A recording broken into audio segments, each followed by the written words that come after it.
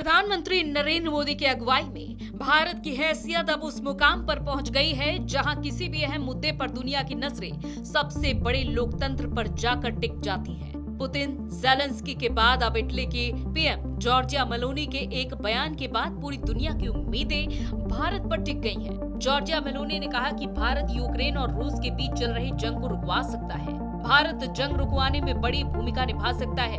Zelensky से मुलाकात के बाद मेलोनी का ये बयान सामने आया है। ये स्पष्ट है कि यदि अंतर्राष्ट्रीय कानून के नियमों को तोड़ा जाता है तो अराजकता और संकट में वृद्धि होगी, लेकिन ये भी स्पष्ट है कि संकट के बढ़ने के साथ ही भू आर्थिक क्षेत्र का स्वाभाविक विखंडन होगा, यानी लंबे समय में आर्थिक वैश्वीकरण और अंतर्राष्ट्रीय कानून के नियमों पर सवाल उठाना साथ साथ नहीं चलेंगे।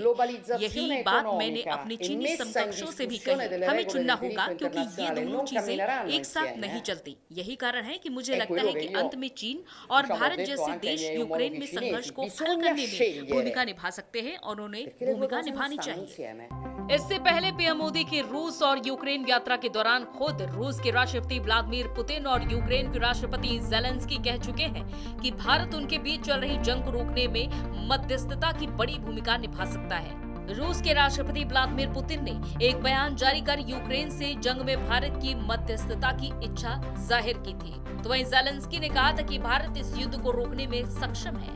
पहले पुतिन और ज़ेलेंस्की ने कहा, अब इटली के पीएम ने बड़ा बयान दिया, रूस यूक्रेन जंग रोक सकता है भारत। अजीत डोभाल की रूस यात्रा बेहद खास, पुतिन तक पहुंचेगा पीएम का शांति संदेश।